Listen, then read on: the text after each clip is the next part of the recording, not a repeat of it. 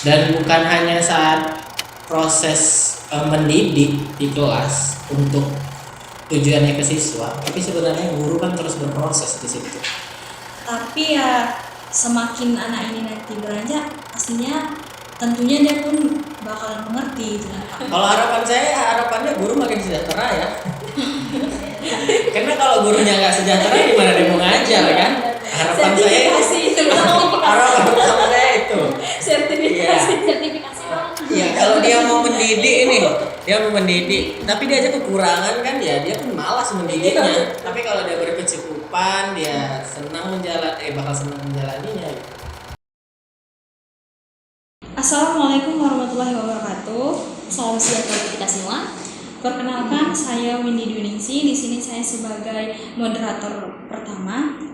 Dan saya Febriana Dita Abdullah Mantubing sebagai moderator kedua. Nah, di sini tentunya kita akan membahas podcast mengenai tema Hari Guru tahun 2024. Tentunya tidak hanya kami berdua. Nah, di sini kami mengundang narasumber seorang guru, yaitu Bapak Muhammad Ihsan SS. Silakan kepada Bapak Muhammad Ihsan.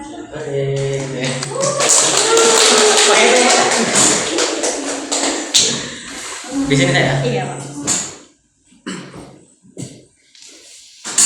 Nah, Saya tinggal ada gini nih.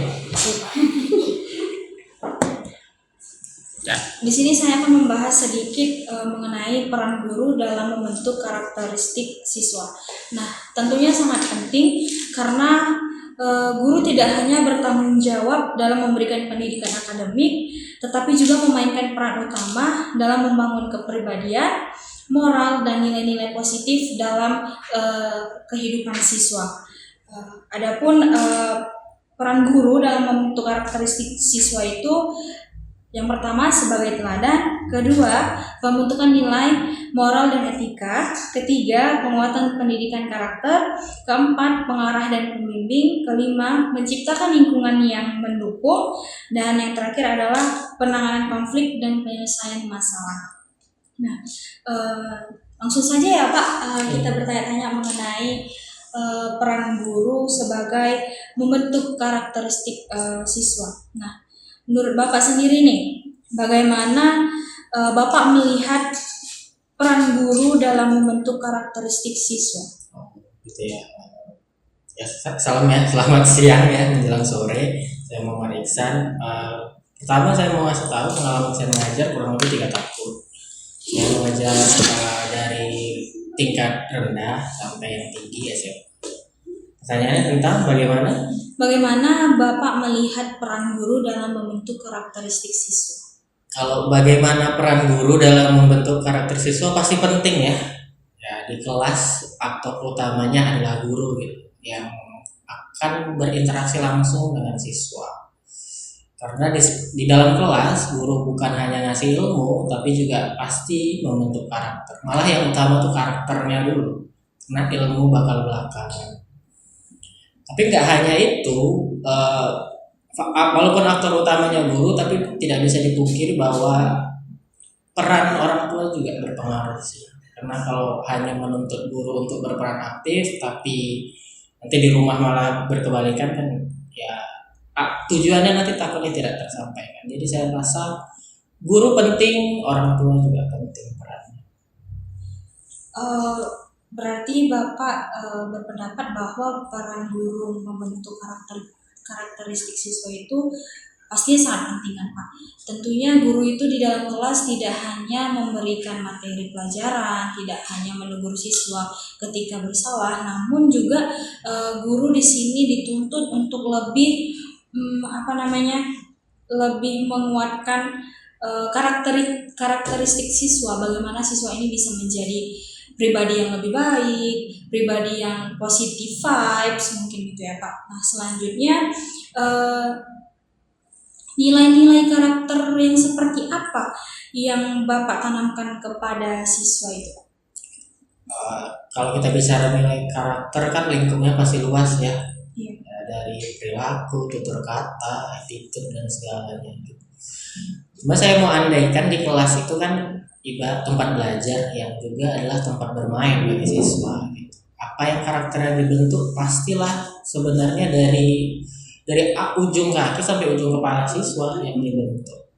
Bagaimana dia saat datang ke sekolah, apakah dia menyapa, terus tindakan saat dia mau masuk kelas saat dia terlambat, apa yang harus dia lakukan, dan itu juga bagian membentuk karakternya dia. Berarti maaf Pak saya potong, berarti di sini Bapak juga menanamkan nilai-nilai kedisiplinan ya, Pak. Ya pasti disiplin, ya taat aturan, udah pasti ya, karena kita di sekolah ya. Bayangkan kayak sebuah negara kan juga yang ada aturannya. Iya. Lingkup terkecilnya di ruang kelas juga ya ada peraturan-peraturan yang dibuat. Dan bukan hanya saat proses mendidik di kelas untuk tujuannya ke siswa, tapi sebenarnya guru kan terus berproses di situ. Setiap karakter siswa itu macam-macam tuh. Iya. Gurunya satu orang yang dihadapi mungkin bakal lebih dari 30 orang gitu kan. Mungkin dia akan ke kelas lain gitu. Jadi dia terus belajar untuk ya memahami oh karakter siswa yang ini begini, karakter siswa yang ini begini. Nggak bisa semua disamakan. Meskipun di satu kelas, meskipun saya sendiri gitu. Tapi kalau saya memperlakukannya sama tuh nanti bisa nggak cocok. Poinnya pada saat kita mendidik, kita paham dulu karakter siswa ini. Paham dulu dia dari lingkungan keluarga seperti apa. Dia dibesarkan dengan cara bagaimana gitu. Kalau kita sudah kenal, kita sudah tahu celahnya. Oh anak ini sering terlambat, kenapa ya? Oh anak ini malas buat PR. Oh anak ini kalau di ruang kelas bercakap aja. Oh anak ini nggak perhatian pada kelas gitu. Nah minat siswa kan macam-macam tuh, cara mereka belajar juga sebenarnya macam-macam gitu. Nggak bisa langsung diseragamkan juga, meskipun ya guru juga punya peran penting, dia punya metode dia sendiri saat mengajar. Gitu. Jadi ya seperti itu mungkin itu menjawabnya. Mungkin ya saya tambahkan sedikit ya Pak. Mungkin untuk menanamkan nilai karakter siswa ini kita harus tahu juga bahwasanya orang tuanya mendidik dengan seperti apa. Kemudian belum tentu sama dengan apa yang Bapak ajarkan kepada siswa gitu mungkin ya Pak. Karena maafnya begini, pelajar sekarang itu kan Pak kalau ada peraturan itu untuk dilanggar katanya gitu Kak. Itu bagaimana pendapat Bapak mengenai siswa yang seperti itu? Sebenarnya bukan peraturan itu untuk dilanggar. Peraturan ada kan karena pelanggarannya memang ada. Pelanggarannya sudah ada, gitu. Bukan aturan yang untuk dilanggar. Pelanggarannya sudah ada terjadi, maka dibuatlah aturan. Jadi mau ada nggak ada aturan, pelanggaran akan terjadi. Gitu. Mungkin saudari Febina Ternyata banyak ya dari penjelasan Bapak ini, ternyata banyak nilai-nilai karakter siswa yang bisa diterapkan. Tapi kayak yang seperti Bapak bilang tadi, sebelumnya harus kenalin siswanya dulu ternyata. Nah setelah sepenting-penting, karena sepenting-pentingnya ilmu akan hilang seperti yang Bapak bilang. Yang selanjutnya Pak, mungkin dari Bapak ada kisah inspiratif apa yang pernah Bapak hadapi atau alami dalam membentuk karakter siswa? Inspiratif dia mengubah dia gitu jadi berhasil. Iya. Ya. Kalau sama pengalaman saya sebenarnya gini, siswa ini kan yang pertama kita ajarin di sekolah kan attitude-nya dulu, adab dulu sebelum ilmunya gitu. Kalau adabnya ini terbentuk, ilmunya tuh udah pasti. Tapi kalau adabnya nggak terbentuk, mau sepintar apapun dia, ya kita akan ragukan dia berhasil gitu kan. Ada satu siswa yang anaknya sebenarnya pintar, dia punya potensi gitu. Kalau dulu ya pengalaman mengajar, cuma agak apa ya dibilang kan ya siswa laki-laki biasa lah ya dengan laki-laki gitu ya sebagai ya sama jarang datang, tidak mengerjakan tugas, banyak absen. Iya banyak absen. Tapi saat ditelusuri juga ternyata itu pengaruh dari lingkungan rumah juga, nggak bisa dipungkiri itu pasti berpengaruh banyak untuk dia. Kalau lingkungannya sendiri nggak mendukung dia untuk tumbuh, untuk rajin ya akan sulit juga kalau dibebankan pada guru. Jadi begitu didekati ya dilakukan sebagaimana konseling untuk siswa kan. Oh ternyata anaknya tuh daripada belajar dia tuh lebih suka olahraga, Anak-anak lebih suka aktivitas Minat dia. minat dia begitu. Dan setelah dipenuhi dari sekolah ya dia lebih sering diikutkan lomba, kejuaraan ini ya berpengaruh untuk dia juga gitu. Meskipun ya tetap di nilai akademisnya kita terus coba ya yakinkan dia harus Berarti bisa. maaf Pak, berarti kan ketika ada siswa yang minatnya itu di luar mengikuti perlombaan, itu harusnya bisa sinkron dengan pelajaran yang ada di kelas. Yes, kalau saya pribadi pikir semua minat siswa itu harus bisa di sekolah tampung sebenarnya. Harus ada ruang-ruang untuk mereka berkreasi, bukan hanya sekedar belajar materi gitu. Karena kan kurikulum kita juga dibentuk bagus ya oleh pemerintah sebagaimana ya kurikulum yang dibuat. Tapi bakat-bakat itu juga ada selain dia hanya dari segi akademisnya gitu. Jadi saya pikir siswa-siswa apalagi yang kelas rendah ya, kalau saya kan seringnya berkumpul sama yang SMP gitu. Ada potensi-potensi mereka untuk ya ada yang senang menggambar. Nanti tuh kalau saya periksa bukunya gambar semua isinya, catatannya nggak ada, gambar aja isinya gitu. Berarti Tapi memang kalau kita olah tadi minat dia mau menggambar, oh kamu catat tapi kamu gambar manis-manis lucu-lucu bisa gitu. atau dia mungkin dengan catatan mereka itu kan bisa terimajinasi dengan gambar-gambar gitu. Saya pikir penting juga untuk memperhatikan bakatnya siswa, jangan sampai nggak terwadahi gitu aja. Tapi seringnya ya kalau berharap pada guru juga kan nggak bisa ya. Dia satu orang juga kadang ada yang dia nampak orangnya, ada yang enggak. Seperti kalau saya ngajar sastra dia di kelas, nggak semua siswa tuh senang menulis, nggak semua siswa senang baca karya sastra gitu. Tapi saya pasti tahu, oh yang mana Pokemon di dalam kelas ini, yang mana X-Men-nya di dalam kelas. Kalau dia udah nampak minatnya tangkap. Ya keluarannya bagaimana dia bisa jadi suka nulis, dia suka baca karya sastra, dia lebih kenal ragam sastra. Makanya di sekolah itu dibentuklah ekstrakurikuler tadi Pak, Iya, betul. bisa menampung bakat siswa mungkin mengenai futsal, kemudian silat dan sebagainya gitu kan Pak. Nah untuk itu menurut Bapak sendiri nih lah, tantangan apa yang selalu Bapak hadapi untuk menanamkan karakteristik siswa tadi? Tantangannya ya tentu banyak ya, tantangan dari diri sendiri ya, kemauan, komitmen, juga tantangan dari lingkungan sekolah, juga tantangan dari siswanya banyak. Jadi ini guru di tengah, di sini ada orang tua siswa, guru nanti berhadapan sama siswa kan, di sini ada pihak sekolah, kalau ada kurikulum, pemerintah dan sebagainya. Nah, guru ini di tengahnya itu. Tantangannya ya pasti banyak. Kesabaran ya, tantangan. tantangan hidup dia juga banyak gitu ya. Ya bagaimana kalau saya bilang mendidik ini kan dia ya kalau saya boleh bilang keterampilan juga ya, lalu memang cintanya ke situ gitu, memang dia mau ke situ.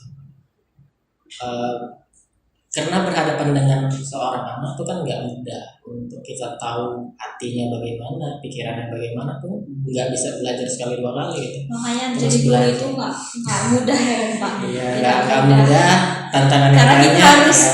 melihat satu-satu siswanya Iya. seperti apa. Iya. Jadi kalau misalnya siswa yang bahkan dia sendiri bingung sama aku ada minat gak ya, ada Iya. bakat gak ya, itu termasuk tantangan nggak? Ya tantangan juga gitu. Karena kalau kita lihat namanya anak-anak, apalagi kalau anak SMP atau SMA juga ya, transisi, mereka kan orang-orang yang dalam kategori masa ingin mencari bentuknya sendiri, Mencari jati diri. ya bisa dikatakan begitu. Dia maunya kemana, dia maunya bagaimana gitu kan. Kalau pelajaran ini kan tuntutan wajib dia gitu, sedangkan yang lain-lainnya juga kan persiapan untuk dia juga di masa depannya. Jadi kalau ditanya tantangan untuk seorang guru, tantangannya banyak gitu. Kalau saya jabarkan gimana tantangannya? Untuk mensukseskan dia aja. Kalau gini, kalau saya bilang, kalau saya mengajar, saya pasti nggak bisa membuat katakan 30 anak itu berhasil semua. Gitu. Nggak akan mungkin gitu dari yang 30 siswa. Tapi ya dapat 1, 2, berapapun ya itu yang terus kita lakukan apa ya? Kita Ya kembangkan. Kita kembangkan ya fokus kita, rasa sayang dan cinta kita untuk mendidik dia gitu. Gak harus dibebankan semuanya harus berhasil gitu. Iya. Yang penting dia mau belajar, dia mau mengerjakan semua tugas-tugas gitu. Kadang kan siswa sekarang ini ya pengaruh teknologi juga mungkin ya kan Pak, karena daripada belajar mungkin main game, main handphone lah segala macam gitu kan. Karena memang kami sendiri pun tugas-tugasnya itu berpatokan dengan teknologi gitu Pak. Jadi yang mungkin anak zaman sekarang itu bergantungan lah dengan teknologi. Kalau saya memandang teknologi, saya tidak memandangnya sebagai ancaman ya. Saya juga tidak memandangnya sebagai hal yang buruk, enggak juga gitu. Malah saya memandangnya sebagai hal yang baik sebetulnya. Dia jika dimanfaatkan dengan baik, dia bisa meringankan tugas kita yang berat, juga ngasih banyak informasi untuk kita gitu. Jadi untuk siswa sebenarnya lagi-lagi pengawasan. Bagaimana teknologi itu bisa maksimal berfungsi untuk hidup dia, untuk pelajaran dia. Nggak juga melarang-larang gitu, tapi ya diregularisasi, gimana istilahnya, kita pantau aja gitu. Dibatasi lah. Ya boleh bilang pembatasan gitu juga, atau karena kan media pembelajaran itu sebenarnya luas, kita bisa gunakan teknologi kan untuk pembelajaran. Ada games di sana, kita bisa masukkan, apalagi kalau anak-anak itu kan suka games ya. Iya. Ya bagaimana ilmu itu nyatu dengan game. Jadi ya guru tuh juga harus upgrade juga dengan teknologi, nggak bisa enggak, udah niscaya gitu. Dan tidak usah anti terhadap teknologi tadi. Oh anak-anak ini mainnya game itu segala macam. Lagi-lagi anak-anak ini cuma anak-anak yang dia butuh wawasan, butuh peraturan, butuh didikan gitu. Jadi kalau menyalahkan anak ini mainnya game, ya orang tuanya membiarkan, gimana lagi. Anak-anak ini begini begitu ya. Pada akhirnya kan tanggung jawabnya kan bukan pada anak yang masih belajar itu, tanggung jawab pada orang dewasa di sekelilingnya. Bagaimana buat teknologi tadi itu bermanfaat maksimal untuk hidup dia, pelajaran dan sebagainya. Gitu aja sih kalau saya memandang soal teknologi. Cerita sedikit Pak mengenai pengalaman saya. Saya kan juga pernah mengajar nih gitu kan selama 2 tahun. Nah, saya mengajar TK di salah satu TK di Medan. Anak sekecil itu sudah berani mengeluarkan kata-kata seperti ini. Umi, abang rindulah sama mami sama papi. Nggak nggak pernah main-main sama abang karena setiap harinya mami sama papi itu kerja, nggak ada waktunya buat abang. Terus saya semangatin dong gitu kan Pak. Maksudnya dalam artian di sini bahwasannya anak ini butuh sosok orang tua, tidak hanya untuk ibaratnya untuk menemani masa dia belajar, masa dia bermain, tapi kasih sayang yang dia butuhkan gitu kan. Tapi ya semakin anak ini nanti beranjak, pastinya tentunya dia pun bakalan mengerti itu kan Pak, bahwasanya orang tuanya itu bekerja untuk diri dia, untuk masa depan dia. Memang seperti yang Bapak bilang tadi, bahwasanya semua itu balik ke orang tua. Kalau orang tuanya bisa mengawasi anaknya, ya insya Allah anaknya itu baguslah ke depannya gitu kan Pak. Kalau tidak ya mau gimana lagi, memang orang tuanya kok yang dituntut untuk mendidik anaknya. Kalau dari cerita tadi kan kita bisa tangkap bahwa sebetulnya anak ini kan bukan hanya dipandang anak-anak, pengalamannya kan valid juga sebagai anak-anak. Artinya sekecil itu dia bisa memproses perasaannya kan, dia bisa tahu ada yang hilang nih, biasanya orang tua begini ini nggak ada. Dia kan berarti juga belajar membandingkan. Jadi saat menangkap hal seperti itu saya rasa ya guru juga, karena di kelas ya, karena dia juga bertemu dengan siswa dalam hal mendidik tadi, harus bisa menangkap itu dan ya mengayomi si anak gitu. Soal bagaimana dengan orang tuanya atau bagaimana nanti kelanjutannya kan justru perannya saat itu yang bakal membentuk dia. Apakah kita ya abaikan ataukah nanti kita beri pengertian gitu.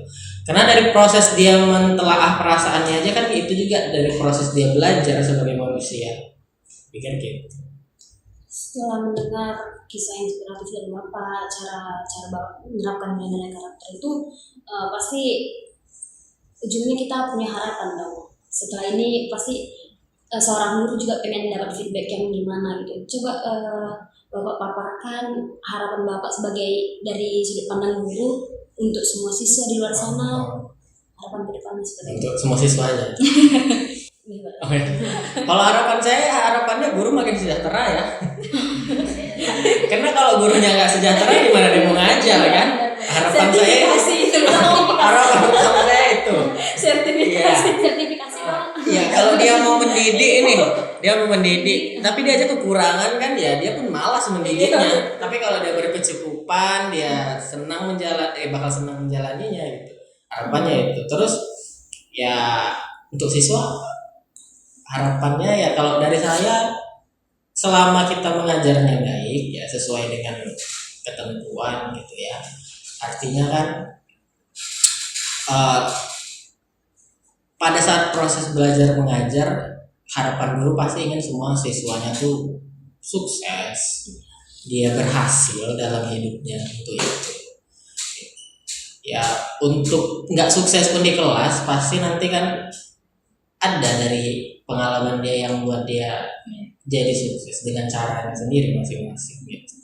Ya saya begitu saja sih. Ya menghadapi siswa-siswa yang bandel, siswa-siswa yang pintar bagi saya sama saja semua. Keluarnya nanti mereka akan menjadi apa nanti kan terbentuk, masyarakat ikut membentuk, keluarga membentuk, negara juga gitu. Ya, peraturan-peraturan negara kan juga pasti berdampak untuk mereka gitu. Ya, kalau harapan saya pada dasarnya saya ingin siswa-siswa saya berhasil. Ada nggak siswa Bapak yang udah sesuai harapan Bapak? Kalau sekarang ya dari yang lulus PTN kan saya sudah lulus PTN oke dia berhasil, ada yang memenangkan lomba ini, memenangkan penghargaan ini, ada yang sudah jadi iseng-iseng menulis juga sudah, ya saya senang aja. Apakah dia nanti melupakan gurunya ya nggak apa-apa juga. Dia sendiri gitu ya. Ya, tapi saya senang. Bahwasannya tadi harapan Bapak terutama sertifikasi ya kan Pak, gurunya makmur, gurunya Ya bahagia. itu yang utama. Kemudian kan Pak, bagaimana pandangan Bapak terhadap siswa yang ini nih bebel nih nggak mau diubah nih? Sebenarnya semua ada metodenya, yang bebal sekalipun ada caranya. Kalau di kelas saya sarankan kita tuh jangan jadi orang yang ditatok sebagai guru. Nggak boleh kamu gituin, jangan. Harus ada kesepakatan bersama. Jadi buat pengajaran itu ada satu tugas, mungkin kebanyakan. Oke, kita mau sepakatin kalian mau tugasnya begini atau begini. Yang pada intinya kan mereka harus mengerjakan tugas apapun bentuknya. Kalau mereka sudah sepakat semua, itu lebih enak nanti. Ada siswa yang bebal, yang bandel itu kan pasti ada aja. Ya tentu konsekuensi kalau dia tidak mengerjakan tugas ada konsekuensinya kita buat. Gitu. Tapi kalau saya buat konsekuensinya tuh dalam hal untuk dia belajar lagi. Gitu. Misalnya tadi saya ngajar kemarin saya kasih soal buat cari di dalam teks mana opini fakta dari teks ini. 2 teks masing-masing 10 fakta 10 opini. Ada sekitar 5 siswa buat, orang siswanya ya yang begundal juga gitu. Yang saya buat gimana? Kalau hukuman fisik itu udah nggak usah lagi dilakukan menurut saya, karena nggak akan ngasih efek apa-apa.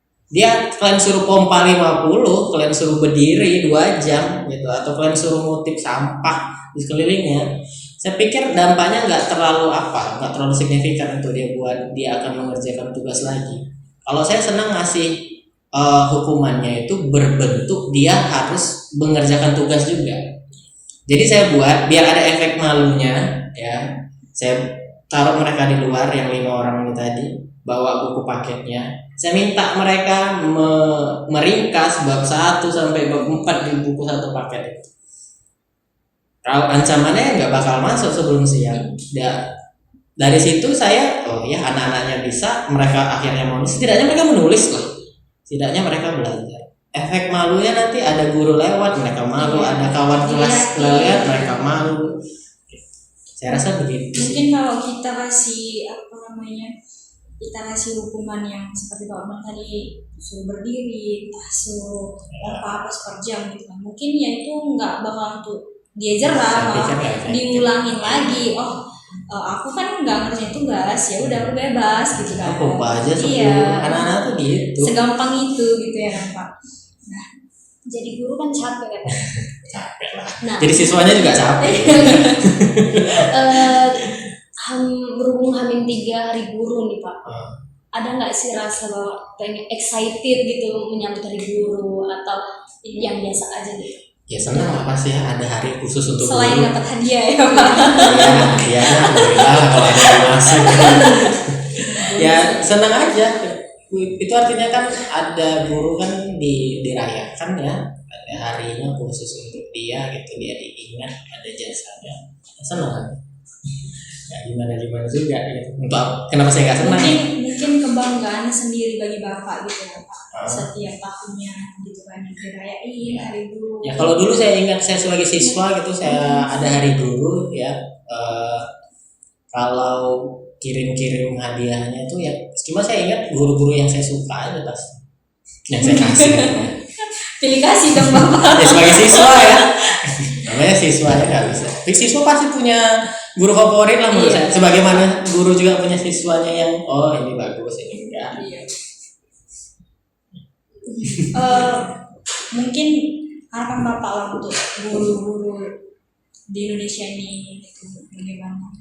Ya balik lagi tadi nggak mulu-mulu nggak harus gimana. Yang penting regulasi aturan yang khusus terkait kurikulum juga ya. Terus juga terkait sama ya upah untuk gurunya gitu. Mensejahterakan kehidupan seorang guru. Karena kita kalau kok boleh curhat ya Indonesia kalau mandang kurikulum tuh pengen yang luar negeri yang maju-maju, Finlandia segala macam. Tapi kalau untuk pesangon gurunya, gaji gurunya itu mandang yang negara yang kelas 3-nya gitu. Jadi tuntutannya segini, harapannya yang diminta kan enggak kadang begitu ya. Ya harus mungkin beda-beda ya. Dengan effort kita mungkin ya Pak. Iya. Kalau gurunya sudah sejahtera, siswanya tuh juga saya pikir ya bakal enak dia ngangkat di kelas gitu aja. Ya, kalau dia nggak sejahtera nih di kelas pun ya sudah ini aja lah segini aja, dia nggak akan effort lebih. Saya rasa begitu ya kalau kita memandangnya guru itu sebagai ya profesi yang dikaitkan dengan tadi ada kesejahteraan untuk dia. Tapi kalau sebagai cinta kasihnya guru pada dasarnya dia pasti datang pagi itu untuk ya mendidik siswa, untuk ngasih perhatian untuk buat agar bagaimana siswa ini berhasil dalam pelajarannya di kelasnya dia gitu. Ya, pas kayak gitu saya pikir begitu. Harapan Bapak tidak terasa waktunya. Tidak terasa ya. Oh iya ya. Ya saya pun mengajar iya, Pak. Untuk Bapak terima kasih banyak atas waktunya sudah meluangkan sudah bersedia untuk diajak podcast sebagai narasumber kami. Adapun kesimpulan dari podcast hari ini adalah bahwasannya seorang guru itu pastinya sangat penting untuk menekankan karakteristik siswa. Nah, seorang guru itu tidak hanya di dalam kelas itu tidak hanya memberikan mata pelajaran ataupun penguatan materi, tetapi guru juga berperan penting dalam menekankan karakteristik siswa. Kemudian nilai karakternya itu yang pertama, terutama siswa harus ditekankan untuk disiplin, kemudian bertanggung jawab serta mentaati peraturan yang ada di sekolah. Kemudian kisah inspiratif Bapak tadi yaitu harus beradab dan harus beretitude, karena ilmu itu rendah daripada adab ya kan Pak? Maksudnya adab duluan. Adab dulu lah baru ilmu gitu. Kemudian tantangan seorang guru untuk menghadapi siswa yaitu adalah dari diri guru sendiri, kemudian dari siswanya begitu. Nah, mungkin untuk Saudari Febrina ada mengasih pesan inspiratif kepada siswa agar caranya inspiratif. Ya mungkin apalagi kita melihat dari sekarang siswa yang mungkin lebih sensitif terhadap guru, yang merasa guru udah nggak sayang ketika guru menegur, bahkan hanya sekedar menegur. Percayalah, tanpa guru kalian tidak akan menjadi apa-apa. Bahkan presiden sekalipun itu terlahirnya dari seorang guru. Jadi hargailah guru kamu selagi guru kamu juga masih menghargai kamu sebagai siswanya. Seperti itu. Terima kasih untuk Bapak. ya Pak. Keluar sana. Atau mau duduk dulu? Saya Febri Nurta Piran Mantubing. Saya Winnie Dwiningsih, kami pamit undur diri. Terima kasih. Wassalamualaikum warahmatullahi wabarakatuh.